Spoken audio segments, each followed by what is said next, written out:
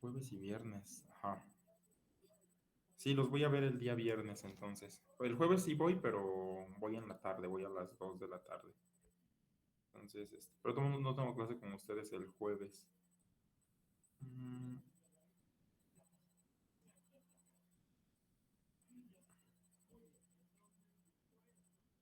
ok. Bueno, la sesión pasada hablábamos sobre... Ah, bueno, mujeres van a ir a la marcha, ¿no? ¿No van a ir? Muy bien. En la sesión pasada hablábamos sobre los valores estéticos, ¿no? Y por ahí Estrella preguntaba algo. Estrella, no me acuerdo exactamente cuál era la pregunta, pero ahora la reviso.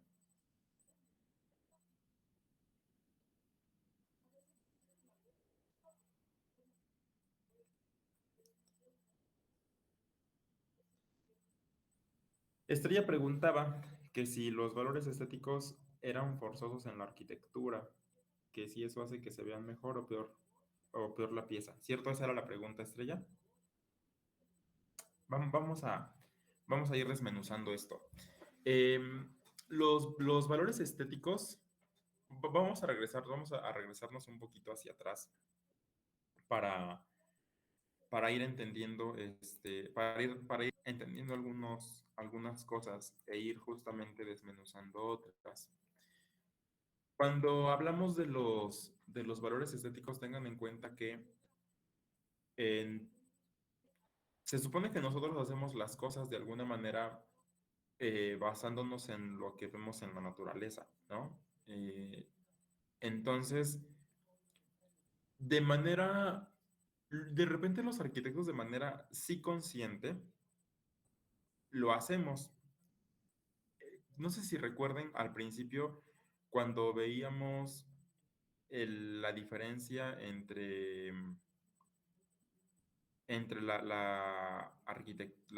el diseño y el arte. No, hablábamos un poquito sobre eso en nuestras primeras clases. Y hemos hablado también sobre la estetización del arte. Y justo los valores estéticos nos van a ayudar a que nuestro objeto arquitectónico sea un poco más fácil de entender para las personas, un poco más digerible, un poco más bello, poniéndolo entre comillas, ¿no? Porque justamente la estetización del arte busca eso, que sea bello o que sea bonito, o bien que sea agradable para la mayor cantidad de personas. Recuerden que cuando hacemos arquitectura, la arquitectura no tiene que agradarles a todos, pero sí al menos a la mayor parte de las personas. Entonces, justo lo que buscamos con los valores estéticos es que la obra sea lo más agradable posible a la mayor cantidad de personas. Por eso hacemos uso de recursos como la repetición, como el ritmo, como la proporción. Se van a encontrar por ahí obras en donde hay una obra en Japón, no recuerdo el nombre, se los voy a buscar, en donde es una cafetería y todo el interior está maximizado. Hay sillas enormes y mesas enormes y así como parte de la decoración. Buscan un poco como, como confundir a la gente, ¿no? Como sacar un poco a la gente de la realidad. No recuerdo el nombre de la cafetería, pero ahí se hace con toda la intención de que las cosas no tengan proporción, ¿sale? No quiere decir que cuando nosotros hagamos una obra tenemos que estar muy apegados, porque entonces caemos eh, en una estetización de la arquitectura, en sobrecargarla de valores estéticos y la obra termina siendo bastante confusa, ¿no? No sé si recuerden cuando hablábamos sobre el arte, lo hablábamos en el arte, el tema de la estetización, en el tema de la estetización lo aterrizábamos en el arte y decíamos que cuando hay una excesa estetización del arte, caemos en lo kitsch, no sé si lo recuerden, porque entonces caemos en esta saturación de elementos intentando que a la gente le agrade lo que nosotros proponemos. ¿Sale? Entonces, sí es importante que tengamos en cuenta que estos valores estéticos existen. De alguna manera les decía, nosotros los vamos poniendo, de alguna manera hay procesos, cuando hacemos procesos de diseño, para nosotros que lo estudiamos todo el tiempo, porque esto de los valores estéticos, aquí lo vemos en teoría, pero ya en la práctica, ya en sus talleres de diseño, se los piden de forma natural. Los maestros, como saben que ya tienen ustedes el conocimiento, los van educando a justamente cumplir con estos valores de manera inconsciente. Cuando nosotros diseñamos algo, diseñamos una casa, diseñamos un hotel, cuando hacemos propuestas de diseño, créanme que de alguna manera vamos poniendo los valores estéticos o vamos agregando valores estéticos a nuestra obra. No lo hacemos de manera consciente, ¿eh? Eso es un hecho. Incluso pasa un fenómeno bien curioso, que incluso sin saber que los valores estéticos existen, los utilizamos en nuestro día a día. Regresen un poco a su infancia y cuando alguien nos pedía, bueno, cuando en el kinder o en la primaria nos pedían dibujar una casa, la mayoría dibujábamos una casa de forma simétrica, ¿no? La mayoría dibujábamos un rectángulo con un triángulo arriba, una puerta en medio y ventanas a los lados, ¿no? Y lo hacemos de manera natural porque es lo que nosotros, de lo que estamos como bombardeados en nuestro día a día.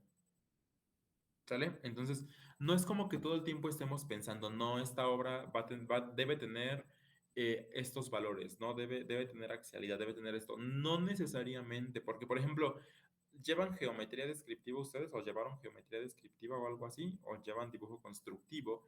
Y muy seguramente ahí también ven qué es la axialidad. Y entonces se dan cuenta que es un recurso que se utiliza en arquitectura. En geometría no se los explican desde el punto de vista de la estética, ¿no? Se los explican desde el punto de vista de la geometría. Pero de manera inconsciente ustedes se dan cuenta que es algo que les da composiciones exactas, es algo que les da composiciones funcionales, es algo que les da composiciones bellas, ¿no? Y es un recurso que utilizamos sin saber que es parte de los valores estéticos. ¿Sí me explico? Entonces, al final de cuentas, el utilizar la estética a nuestro favor en la arquitectura es un proceso bastante natural, es un proceso que vamos haciendo y que vamos desarrollando sin que necesariamente nos estén diciendo, aquí tiene que ser simétrico, aquí tiene que haber ritmo. Si de repente hacemos como maestros, les hacemos estas pequeñas correcciones, ¿no? De, ¿por qué no mejor sigues este parámetro, ¿no? Para que la obra o su propuesta sea un poco más atractiva o tenga un poco de más coherencia.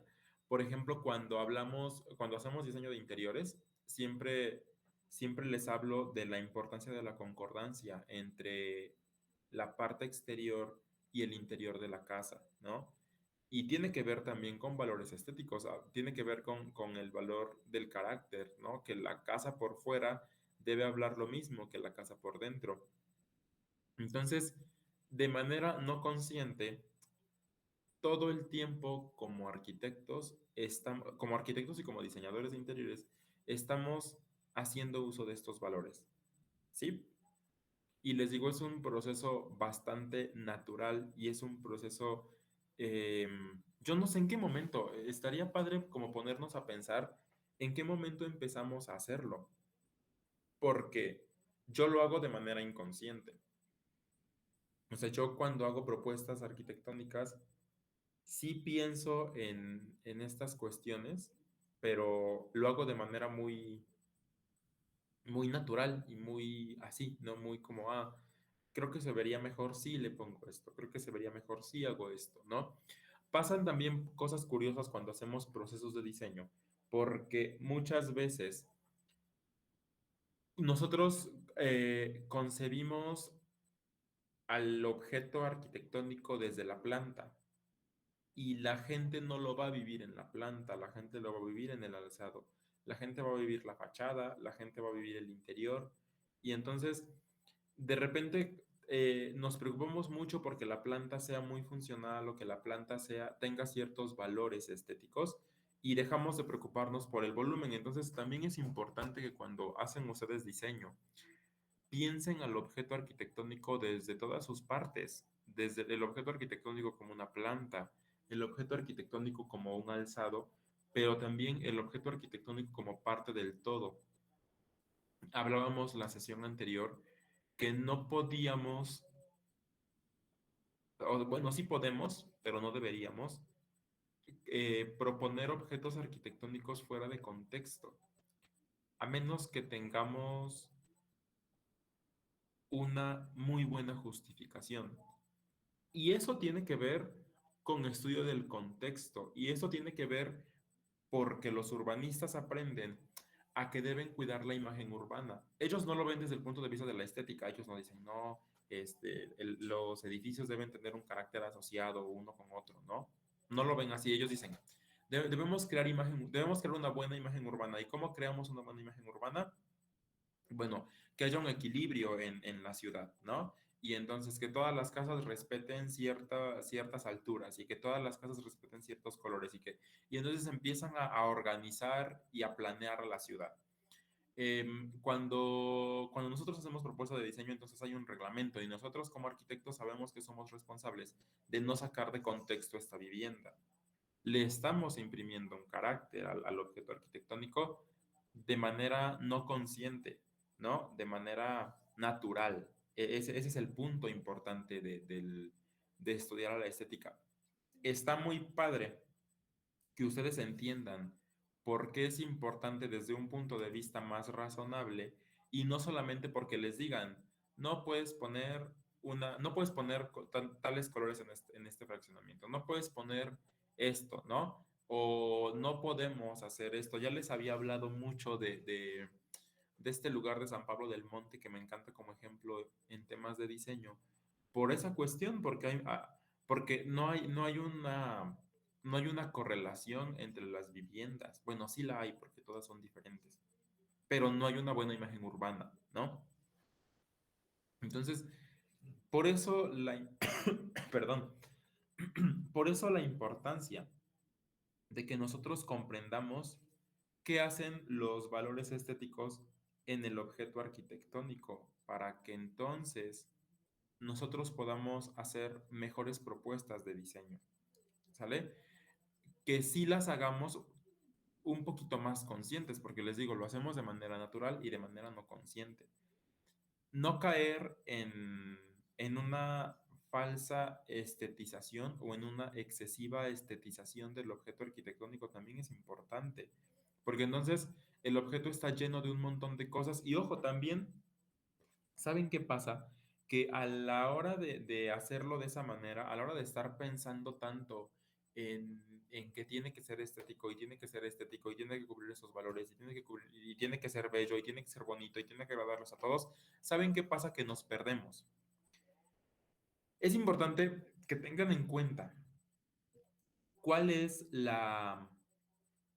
cuál es el objetivo. Recuérdenme ustedes cuál es el objetivo de la arquitectura y cuál es el objetivo del diseño de interiores.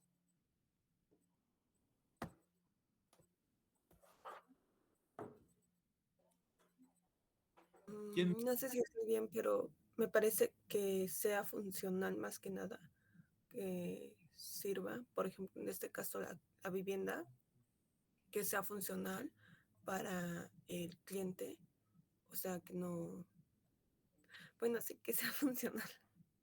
¿Y cuál es el objetivo del diseño de interiores?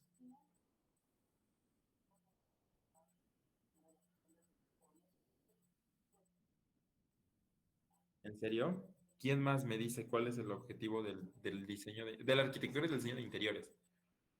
El objetivo de la También, arquitectura no es que sea funcional, esa es una parte de sus variables, pero a ver, ¿cuál es el objetivo de la arquitectura?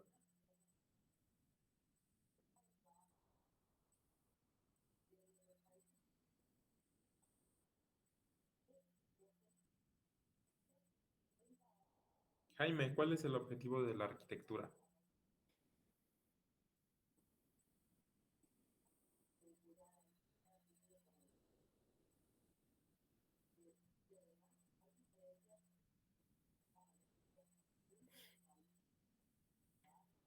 Jaime, ¿cuál es el objetivo del diseño de interiores?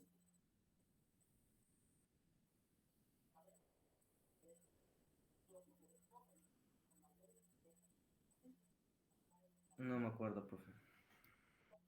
Pero están estudiando esto. Mariana, ¿cuál es el objetivo del diseño de interiores?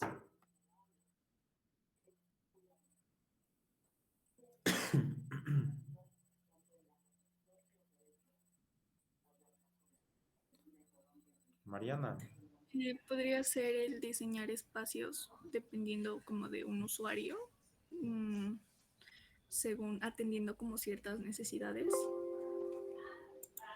ok. Mayra, ¿cuál es el objetivo de la arquitectura y del diseño de interiores? Pues de diseño de interiores yo creo que es diseñar un espacio para los clientes que sea armónico, funcional, estético, y la arquitectura eh, pues es construir, eh, siento que es más de construir y un poquito de diseñar, pero no estoy tan segura de la arquitectura. ¿No lo tienen muy claro? ¿No lo han visto? Ok, Ok, adelante, a Mariana. ver.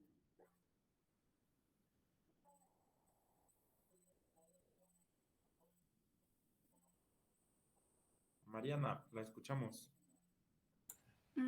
Profe, podría ser que la arquitectura se encarga más de ordenar el espacio, algo así, ordenarlo. Bueno, inicialmente Reglas. el objetivo de la arquitectura tiene que ver con, bueno, hay un, nosotros como mexicanos, según nuestra valiosa constitución política, habla de que todos los mexicanos en su artículo cuarto tenemos derecho a una vivienda digna, ¿no? Y entonces la Constitución dice que es vivienda digna y les dice que es una vivienda que tenga mínimo un área común, un baño completo, dos recámaras y demás, ¿no? Nuestro trabajo como arquitectos y el objetivo de la arquitectura es dotar al ser humano de espacios que lo cobijen y que lo protejan de la intemperie y que le permita desarrollar ciertas actividades necesarias y actividades de recreación. ¿Sale? Eso es el objetivo de la arquitectura, dotar de espacios para desarrollar actividades. De ahí vienen temas funcionales, vienen temas de estética, vienen temas constructivos y vienen temas ambientales. Y entonces surgen las variables del diseño, ¿no? Entonces van a encontrarse arquitectos que construyen más de manera funcional, otros que construyen más de manera expresiva, otros que diseñan más de manera constructiva y los que diseñan más de manera ambiental, ¿sale? Por otro lado, el objetivo del diseño de interiores no es poner las cosas bonitas. Quien se encarga de poner las cosas bonitas es la decoración, ¿vale? Eso hace la diferencia entre ustedes y un decorador de interiores. Un decorador de interiores es esta persona que les hace propuestas para embellecer el espacio. Y les voy a poner un ejemplo que me encanta, porque gracias a eso un amigo entendió qué hacíamos eh, en la maestría. Una vez platicando con él, a él le cuesta todavía, le cuesta mucho trabajo hacer concepto. Mucho, mucho, mucho trabajo. Y entonces, de repente no entendía qué cosa estábamos haciendo, ¿no? Un día él tenía que remodelar, estaba remodelando la recámara de su hija. Y entonces me habló para ver algunas cosas y me dice, oye, quiero remodelar la recámara de mi hija y estaba pensando en hacer esto y entonces me contó lo que iba a hacer con la recámara. Y yo lo estaba escuchando así como, pues sí, está padre, ¿no? Pero podría tener un mejor resultado. Es curioso porque los dos estudiábamos la maestría en diseño. Y entonces le decía, oye, y no, bueno, los pongo un poquito en contexto. Él quería diseñar una recámara, o bueno, su hija en ese momento tenía como 8 o 9 años más o menos, y quería le gustaba, era muy fan de los Minions. Y entonces quería una recámara que hablara de eso, ¿no? Y entonces mi amigo me hablaba de comprar peluches de los Minions, y de hecho me dijo, mira, y aquí quiero hacer un mural, así un mural muy grande, donde haya la caricatura, ¿no? Y entonces, pues como que eso le guste a ella. Y le decía, oye, ¿por qué no lo haces un poquito más conceptual? ¿Y por qué no lo haces un poquito? Porque él me decía, bueno, ¿qué opinas? Y dímelo sinceramente. Y le dije, bueno, yo creo que, que tendría que ser un poco más conceptual porque, pues ahorita todavía es una niña, pero en 2 años ya no va a ser una niña. Y muy probablemente ya hasta le dé pena la recámara con tantos minions, ¿no? Este, ¿Por qué no lo haces? Le digo, siento que estás pensando como decorador. Y me decían, ¿cómo? No te entiendo. Y yo, sí, un decorador justo hace eso que estás haciendo, ¿no? Un decorador, pues le pides flores y te hace flores, y le pides mariposas y te hace mariposas, y le pides algo muy Luis XV y te hace algo, y te reproduce algo que vio en la televisión, ¿no? Entonces, eso hace un decorador.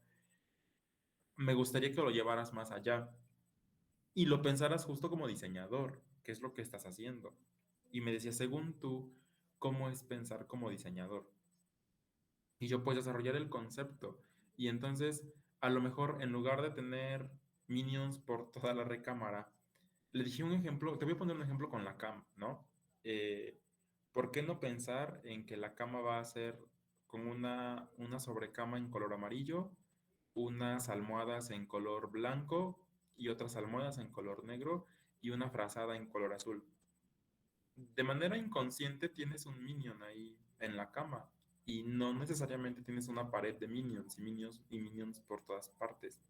Hazlo más funcional, hazlo y hazlo un poquito más digerible y que no sea como, como demasiado, ¿no? Y entonces, el objetivo del diseño de interiores, bueno, y le decía, y también que la diferencia entre que tú le diseñes a tu hija una recámara con almohadas de Minions, a lo mejor la va a hacer sentir como que voy a abrazar a un Minion, ¿no? Porque voy a tener almohadas de Minions. Pero qué padre sería que cuando ella llegue a la cama, en lugar de que ella tenga que abrazar al Minion, ella se sienta abrazada por uno, porque entonces la cama le va a recordar a los Minions. ¿Sí me explico? Y entonces, ¿cuál es el objetivo del diseño de interiores? Según la historia que les acabo de contar.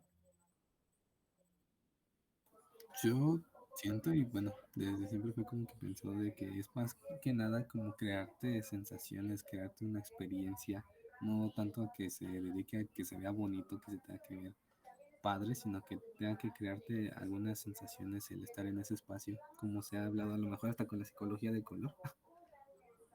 Exactamente, lo resumimos con algo que dijo Valente, crear una experiencia.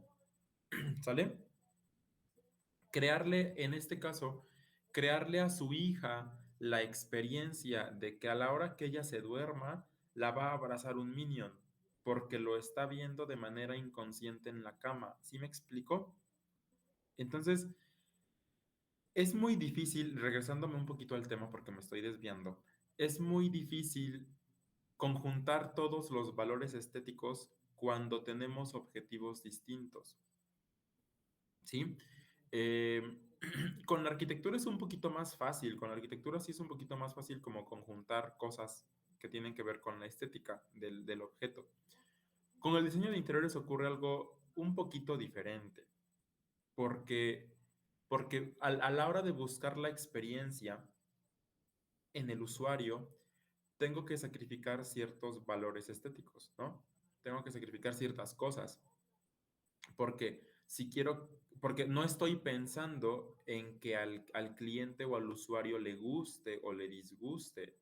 Estoy pensando en qué va a sentir cuando entre al espacio, en qué experiencia va a tener, en si esta experiencia va a ser agradable o desagradable, ¿no?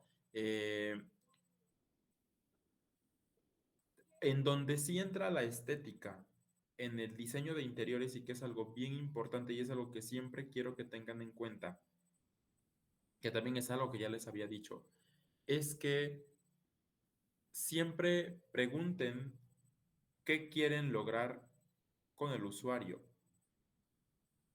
Estamos tan acostumbrados y si ustedes le preguntan a cualquier persona sobre cómo conciben al arquitecto, cómo conciben al diseñador de interiores, siempre nos ponen en un punto en el que dicen es que ustedes hacen cosas bonitas, ¿no? Y hacen cosas agradables y hacen cosas así. Y no siempre, ¿eh? Hay muchas veces que sí necesitamos hacer cosas feas.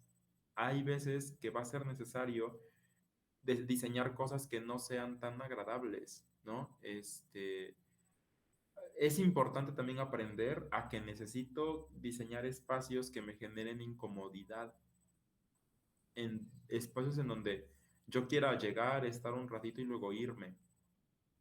Siempre pongo el ejemplo de los buffets, pero no solo aplica para los buffets, aplica para muchos otros espacios, ¿no? En donde sí quiero estar, pero no necesariamente permanecer mucho tiempo, ¿no? En donde me inviten a entrar más bien, pero, por ejemplo, cuando aborden temas de diseño comercial, de repente a las tiendas no les conviene, bueno, depende del target que manejen, no les conviene estar saturadas de gente, sobre todo tiendas de marcas exclusivas, ¿no?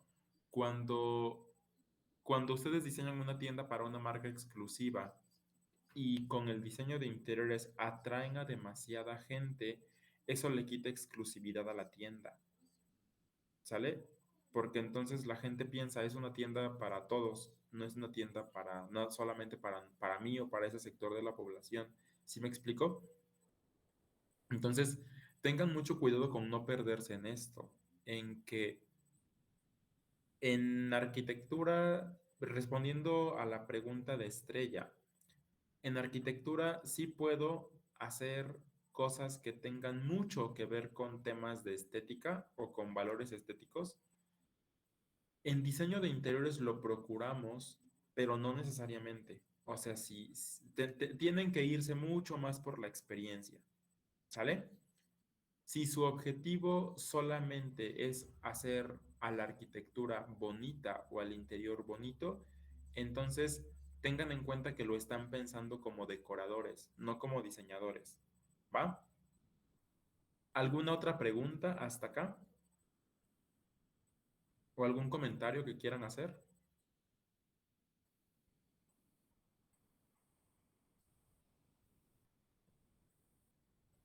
¿No? No, todo bien de mi parte. ¿Todo está claro entonces? Cuando hagan propuestas de diseño, tengan en cuenta ciertos, ya para concluir el tema, porque ya se me fue la hora con esto, ya para cerrar el tema, cada vez que hagan propuesta de diseño arquitectónico, defínanse, definan qué tipo de arquitectos quieren ser. Hay muchas variables a la hora de diseñar. Nosotros definimos qué tipo de arquitectos somos, yo creo que con el paso del tiempo, porque tampoco es como que bueno, nos lo enseñan, porque sí nos lo enseñan, ¿no? Yo como docente tengo la obligación y tengo esa gran responsabilidad de enseñarles a ustedes a hacer diseño y de repente algo que sí, que justo platicaba con la maestra de coordinación, le decía, no quiero que para el siguiente curso me toque, ya no quiero darle al grupo de octavo, ¿no? No porque me caigan mal, sino porque le decía, llevo dándoles clase desde que están en quinto, sexto, séptimo y octavo. Llevo 4 cuatrimestres dándoles clase. Le decía, y entonces siempre me toca darles clases que tienen que ver con temas de diseño. Empecé dándoles teoría del diseño interior y ahorita les estoy dando su taller de diseño. Y le decía, me preocupa porque, porque solo están conociendo mi método de trabajo, ¿no? Y entonces yo estoy formando diseñadores de interiores con una sola metodología. Solo conocen, bueno, anteriormente les había dado la maestra Mariana y con ella desarrollaban una metodología diferente. Les decía ahorita, y ya estaban muy casados con la metodología de la maestra Mariana. Cuando yo llegué a dar la historia del diseño interior y les mostré otra metodología, les costaba mucho trabajo, justo porque estaban muy casados con una sola. Ahorita lo que hicimos, una propuesta que resultó bastante buena, desde mi perspectiva, yo creo que para sus compañeros no tanto, es que entre dos maestros les estemos dando el taller de diseño. Me está apoyando el maestro Ismael, que creo que les da matemáticas a ustedes. Y hay una dinámica bastante buena porque entonces el grupo está conociendo dos metodologías a la par, ¿no? Y, y entonces les decía, al final de cuentas, nosotros sí somos responsables de enseñarles a hacer metodologías para el diseño o desarrollar metodologías para el diseño, pero ustedes, por la experiencia, por cómo lo trabajan, por sus tipos de clientes, ustedes van a definir, bueno, yo voy a ser un arquitecto que se preocupe más por esto. Y eso no los hace mejores arquitectos que otros, ¿eh? Solamente van a tener metodologías diferentes para diseñar. Una de mis mejores amigas de la facultad es toda su vida, desde que salimos de la carrera hasta la fecha, ha trabajado en temas de construcción. Ella ha hecho mucho proyecto de obra pública. Mucho, mucho, mucho. Ha hecho mucha obra pública ella. Justo ahorita está haciendo una maestría en evaluación, que tiene mucho que ver con números y tiene mucho que ver con estas cosas, ¿no? Este, hace no mucho me habló porque estaba diseñando su casa y me decía, ¿sabes qué? Ya empecé a diseñar mi casa, pero no me gusta. Es muy, muy fea. Decía, no sé, ayúdame a hacerle algo porque no me gusta, ¿no? Y entonces, ya platicando, le decía, ¿sabes qué es lo que me encanta del diseño de la casa? Que está muy bien pensada en temas de economía y está muy bien pensada en temas estructurales. O sea, es una casa que construirla le va a resultar muy barata, porque justo hay muro sobre muro, está procurando mucho, procuró muchas cosas porque es a lo que se dedica, ¿no? Y entonces cuando yo le decía, oye, puedes hacer esto en temas de diseño, ella me hacía como que estaba muy limitada a decir, no, eso no, porque entonces tengo que poner esto aquí, ¿no? Y le decía, relájate tantito, tenemos que encontrar un equilibrio, ¿no? Y entonces yo descubrí que cuando yo diseño, efectivamente yo no pienso en la estructura, yo pienso mucho sí pienso un poco en valores estéticos y pienso mucho en la parte expresiva del objeto arquitectónico, cómo se va a ver, eso me preocupa más antes que cómo se va a construir, ¿no? Y eso no, o sea, el que mi amiga piense mucho en temas económicos y en temas de diseño estructural, no la hace mejor arquitecta que yo. Y a mí no, y el hecho de que yo piense en la parte expresiva no me hace mejor arquitecto que ella.